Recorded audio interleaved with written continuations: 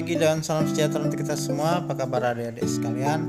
Kita kembali lagi bertemu pada pelajaran TIK atau Teknologi Informasi dan Komunikasi. Dan kita masih akan membahas tentang bab 1, yaitu aplikasi pengolah gambar.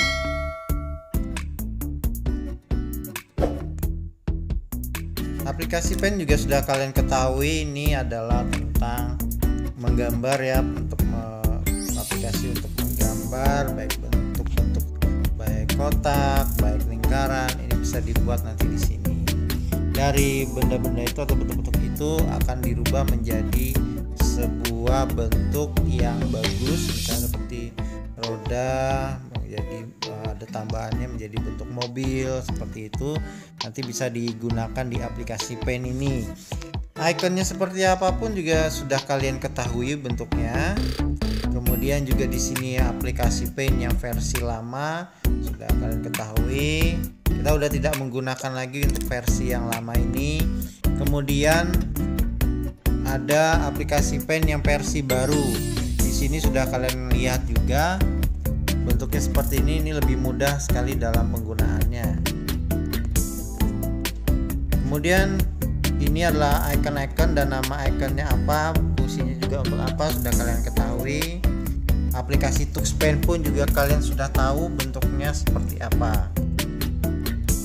Bagian-bagiannya juga sudah dijelaskan. Kemudian bagian dari TuxPen-nya sudah kalian ketahui. Ini juga bagiannya atau penjelasannya. Nah, aplikasi Drawing for Children ini adalah aplikasi terakhir yang akan disampaikan. Jadi keunggulannya itu apa juga udah kalian ketahui ya. Nah, nanti kalau kalian memang punya aplikasinya di rumah, silahkan kalian coba untuk membuat suatu gambar. Nah, tapi yang memang tidak punya tidak apa-apa, karena kita untuk saat ini masih belum mempraktekkan dalam membuat gambar dari MS Paint, karena kita akan lebih banyak menggunakan MS Paint. Kenapa harus MS Paint? Karena MS Paint diantara 3 aplikasi ini, aplikasi MS Pen lah yang paling mudah untuk digunakan.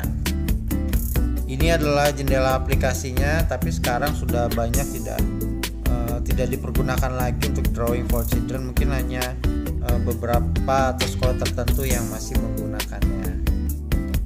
Kemudian tugasnya pun sudah kalian kerjakan minggu lalu. Bapak ucapkan terima kasih kepada kalian yang sudah mengerjakannya, dan juga kepada orang tua kalian yang sudah dengan penuh semangat dalam membimbing kalian untuk mengerjakan tugas ini.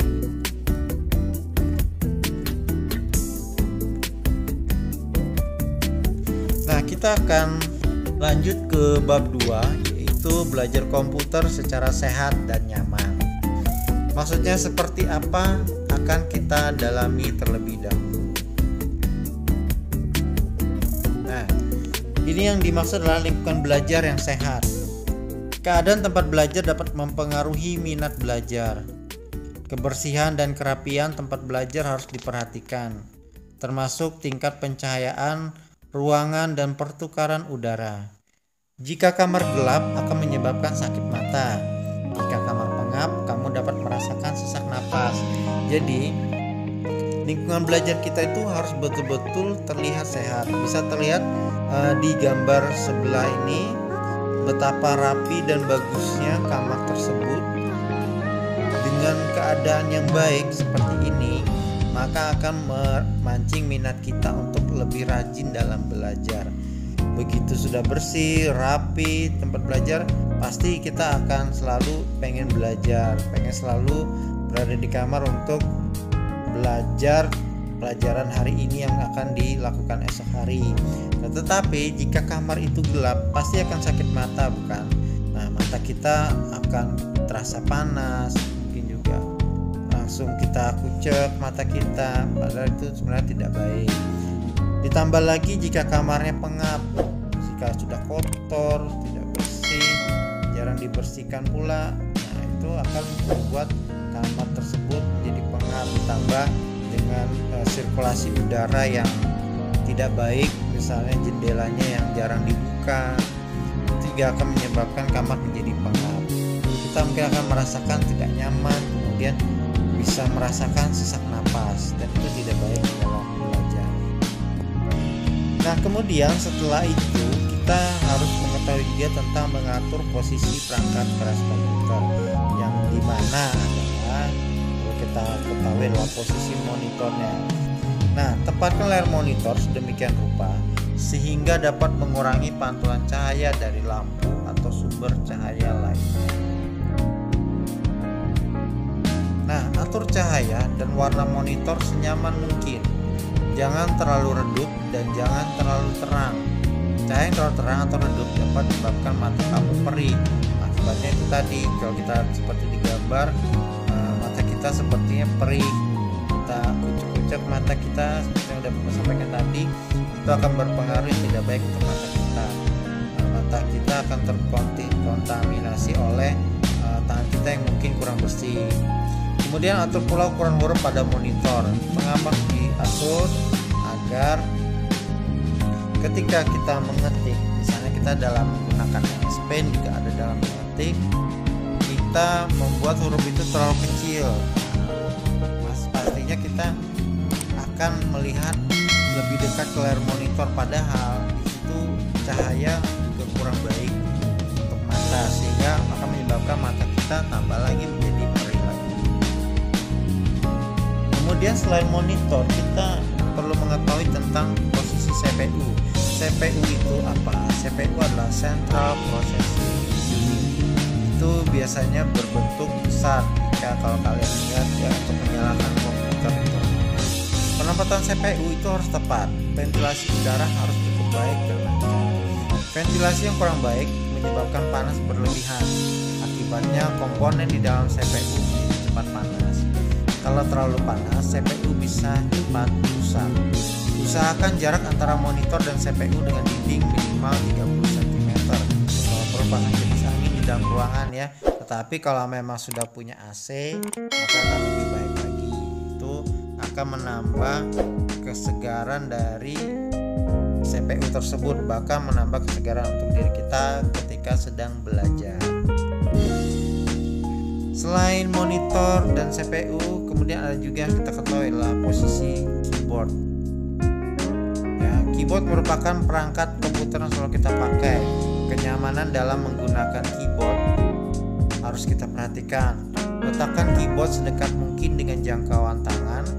Keyboard yang terlalu jauh dari jangkauan tangan akan menyebabkan tangan dan pundakmu terasa nyeri. Seperti bisa kita lihat pada gambar. Di sini adalah posisi duduknya ketika kita menggunakan keyboard. Nah, jadi jangan sampai kita salah ya. Kemudian di sini juga bisa terlihat posisi mata kita yang tepat. Kemudian dilihat ya, posisi punggung kita. Jangan membungkuk ketika kita menggunakan keyboard, karena kalau tidak, selain posisi badan kita yang sakit ataupun kita yang sakit, maka tangan kita pun akan terasa sakit, terasa pegal ya.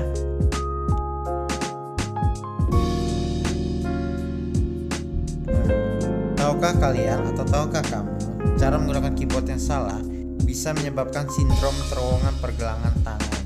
Dalam bahasa Inggris disebut carpal tunnel syndrome atau disingkat CTS.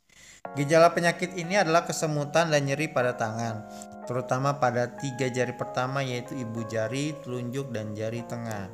Gejala itu disebabkan adanya pembengkakan saraf yang melewati terowongan karpal di pergelangan tangan. Nah ini ya, mouse juga harus kita ketahui. Mouse itu juga kita harus meletakkan di tempat yang benar. Jangan sampai mouse itu kita letakkan di sembarangan ataupun dalam posisi yang terbalik. Perhatikan juga untuk klik kanan dan klik kirinya. Ya baik adik-adik sekalian, untuk saat ini kita masih dalam pengenalan materi. Kita belum melakukan pembuatan menggunakan MS Paint, karena sesuai dengan di buku itu adalah tentang pengenalan materi saja, khususnya di bab 1. Ya adik-adik, Bapak ucapkan terima kasih telah menyimak video ini. Terima kasih juga kepada orang tua kalian juga yang telah membimbing dengan penuh semangat, selalu mendampingi kalian tanpa pernah kenal lelah. Dan terima kasih juga kepada kalian semua atau orang tua kalian telah subscribe video ini. Dukung terus video ini agar bisa terus berkembang dan terus menjadi lebih baik. Bapak ucapkan terima kasih banyak dan selamat pagi. 사랑한다는 말로도 부족했던 너에게 내가